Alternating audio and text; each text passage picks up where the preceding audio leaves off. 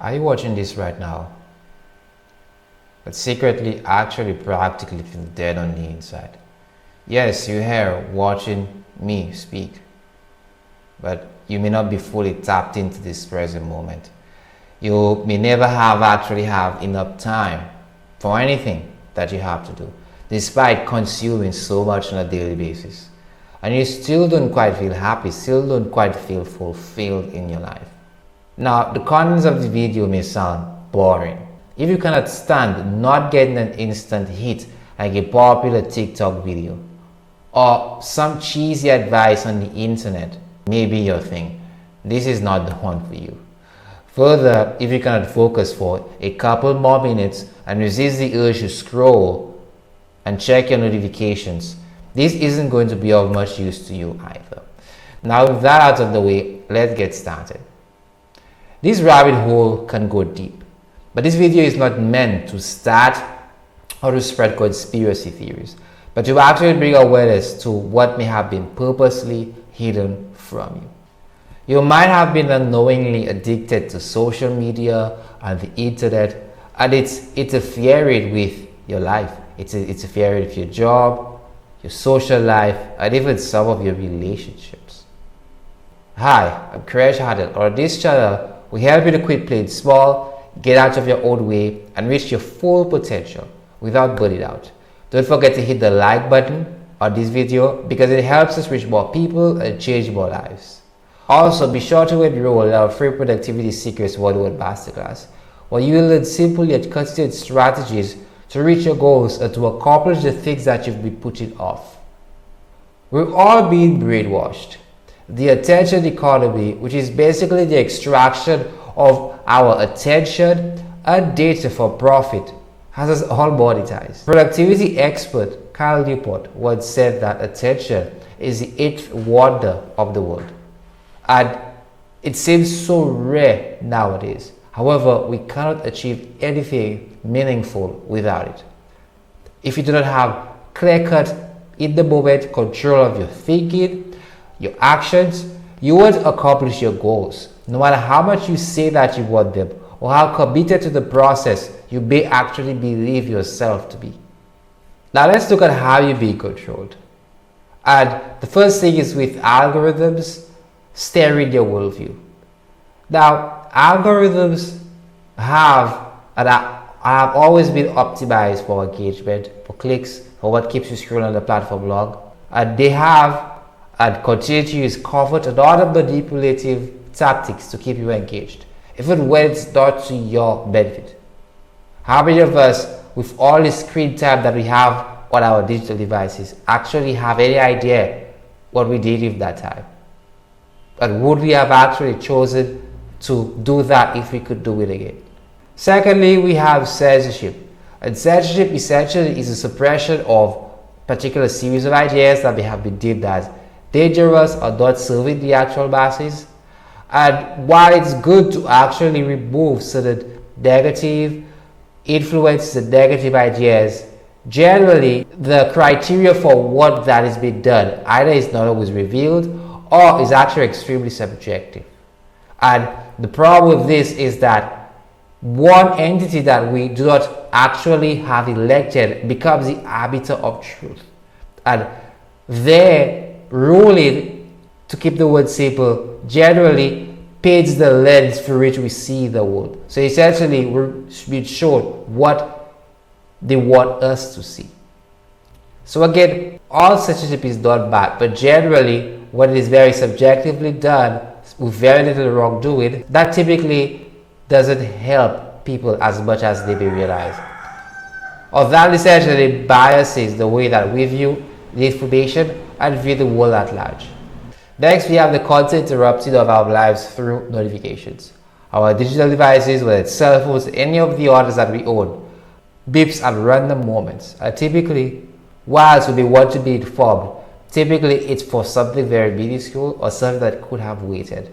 And it's interruptive because it really gets us out of the actions and out of the day-to-day things that we actually should and actually wanted to be doing.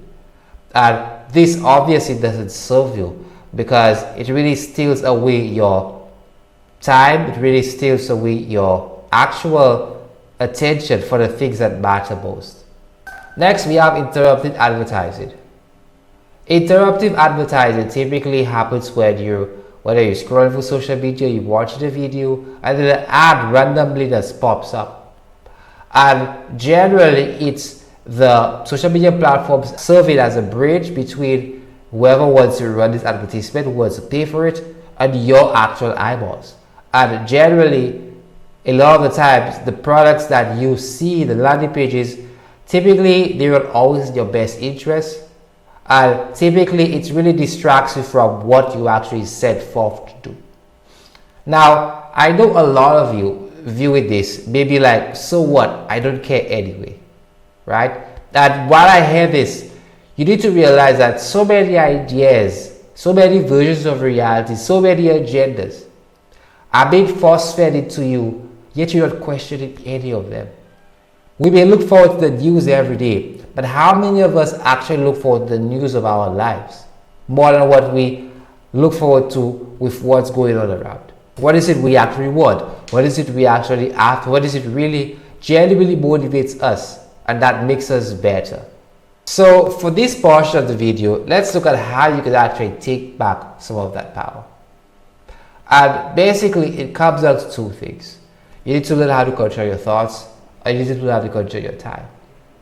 And let's break them down individually, because when we look at your time, we're going to go through a couple things that you could actually do for both. And whilst this list may not be full, this may actually be quite a bit for you to implement. Firstly, limit your mindless use of social media or technology. And the times of these are especially whilst you're working, because you actually should be working, and also at evenings and before bed.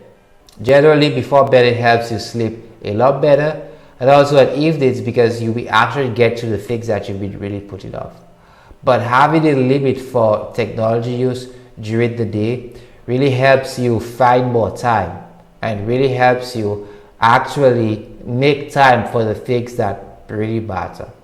And if you'd like, you could even go further to actually leave your device at home sometimes. Now, this may not be practical for everyone, for all our responsibilities, but generally, whether you're going to work or somewhere else, you need to realize that the device itself being tethered to you, being on you, actually obliges you sometimes unnecessarily. And taking a while of not having them on you really forces you to be more in the moment, to not really give in to the temptation to check something because you don't have those devices on you, and to actually live more meaningfully. Try this.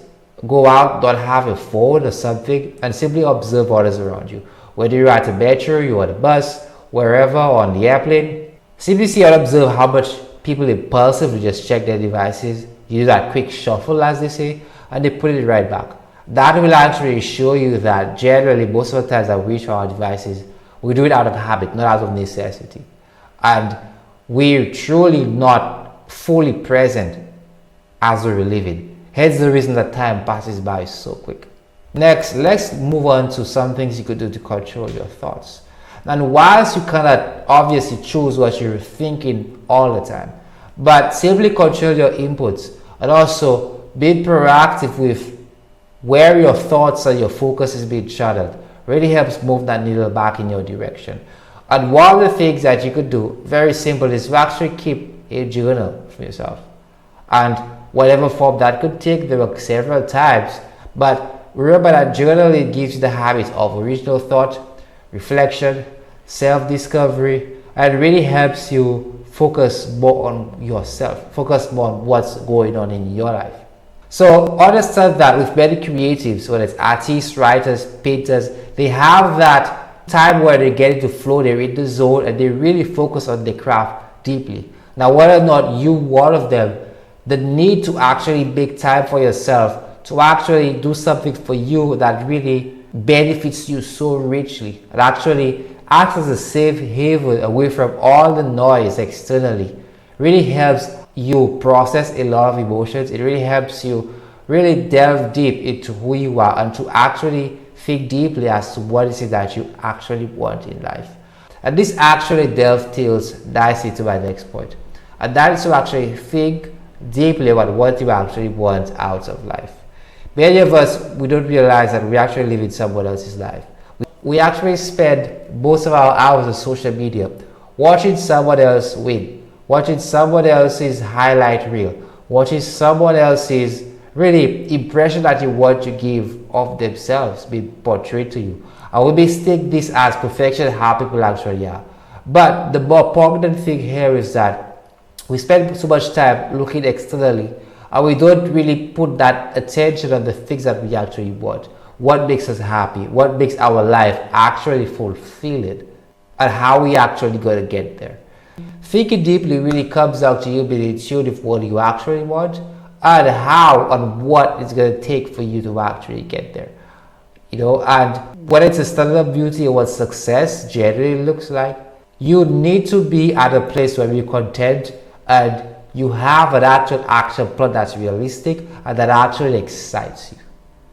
And it's only when that you actually have this, you do not feel the jealousy, you do not feel the need to really supplement your being, your self-esteem with other people's lives. And it doesn't mean that you don't look at social media, but you don't do it in a sense of that you do it to pass time. And the final thing that I really want you to do, and they're all related with regards to control your thoughts, is actually taking time to write down your goals daily. Now, a lot of people say that they do this or they just think about it, but it's not enough to simply think about it. Most people don't do this, by the way. So whether it's writing your goals out in the morning, throughout the day, or before bed, or all of them, generally it brings awareness to what is it that you really want and how you actually spend your time. And therefore, it really forces you to assess and become more aware of how your actions relate to the outcomes that you've been having and how they relate to the outcomes that you're going to get later on. So having goals across various areas, whether it's relationships, your family life, whether it's professional, whether it's personal, generally really helps you focus on yourself and not on others. And then that really helps you become more accountable for the things that you actually say that you want. So understand that generally a lot of us do not look in enough. We do not take the time to really get clear as to what really a great life looks like for you. And that is why you're not happy. That is why you're not really content with where you are. Because we refuse to acknowledge that a lot of the reasons why we're where we are right now is actually because of us. And not being aware, not knowing that something was the case, actually is not an excuse. So this list is actually quite extensive, but there's actually quite a few more that goes to it. And to get even more, I would highly encourage you to enroll in our free Productivity Secrets 101 Masterclass. Further, I want to encourage you to watch the next video here where you learn the secret to stop wasting time and actually live a meaningful life.